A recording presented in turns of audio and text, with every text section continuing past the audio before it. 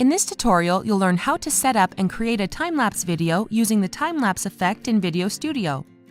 This technique makes your video project appear to move much faster than it was originally shot.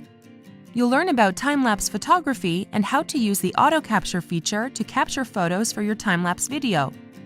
Before we get started, if you're watching this video on YouTube, you'll find a link in the description below that will take you to our tutorial page on the Discovery Center. Here, you can download a written copy of this tutorial to follow along. Let's get started. I have VideoStudio opened up and I'm going to click on the Capture tab to show you how to auto-capture photos for your time-lapse video if you don't already have the photos taken. Then click on Stop Motion. The first thing I'm going to do is make sure my camera is connected to my computer and select my camera from the drop-down menu on the right. You'll see a live preview of what the camera is capturing in the preview pane. Now I'll change my project name to TimeLapse, and then select a folder where I want to save my captured photos to. You can also choose where to save the photos directly into the VideoStudio library. Next, I'll click on the line icon to enable auto capture, and select how many frames you want your image duration to be. I'll select 1 frame. Now, click on the settings icon beside the auto capture icons. This is an important step because before you begin capturing, you'll want to determine how long you want your time-lapse to be so you know how many photos you'll need to capture.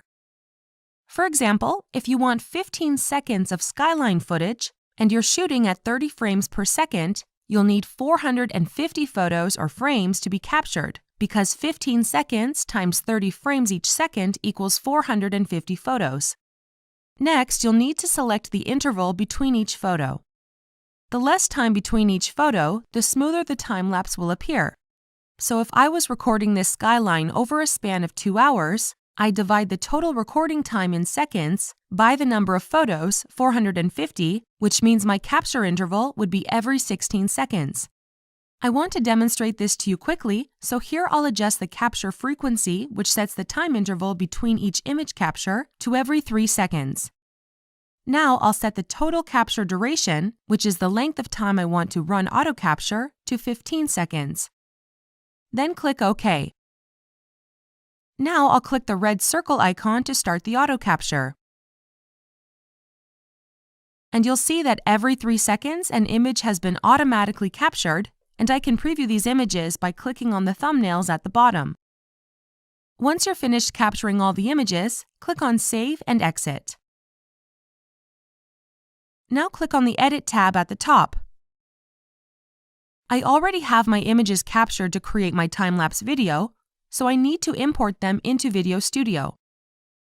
Right-click on the timeline and select Insert Photo for Time-Lapse Strobe.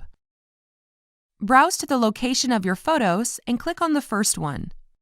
Then hold down Ctrl on your keyboard and press A to highlight all the images in the folder. Then click Open. A dialog box will pop up with different settings you can use to customize your time-lapse video. I've just imported 357 photos to use, and by keeping all of the frames with a frame duration of 1 second each, my time-lapse will be just over 11 seconds long. I can press play to preview what it will look like. These settings are ideal for a nice smooth time-lapse. But let's say I want the time-lapse to be longer. I can increase the frame duration to 2 frames, and you'll see the total duration changes, and now I have a slower playback that is still smooth. Now, if I wanted to make this shorter, I have the option to keep or drop a certain number of frames, and this sequence will be repeated throughout all of the photos. To preview this, I'm going to keep 1 frame and drop 2 frames. And now press play, and you'll see I have a quick little time-lapse which is still very smooth. Once you're happy with your settings, click OK. Give VideoStudio some time to render the photos, and all your images will now be added to the video track on the timeline. Now let's say I want to make some quick edits to the time-lapse video before exporting. I'm going to zoom up on the timeline so I can see the clips individually. Then I'm going to right-click on the first image and select Resize Mode. Now let's say I want to focus my time-lapse on just the sunset. I can drag the image to reposition it, and click and drag the orange boxes to zoom up on the sun.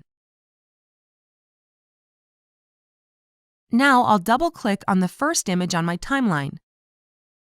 Then click on the Color tab, and here I'll adjust some of the settings under color correction to make my time-lapse look more dramatic.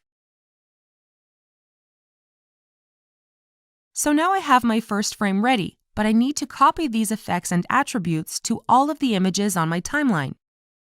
To do this, right-click on the first clip on the timeline and select Copy Attributes. Then press and hold Ctrl on the keyboard and press A to select all of the clips on the timeline. Now right-click on one of the images and select Paste All Attributes.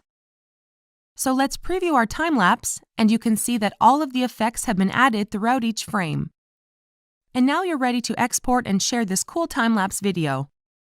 If you're watching this video on YouTube, you'll find a link in the description below that will take you to our tutorial page on the Discovery Center. Here you can download a written copy of this tutorial to follow along and find other helpful tutorials for VideoStudio.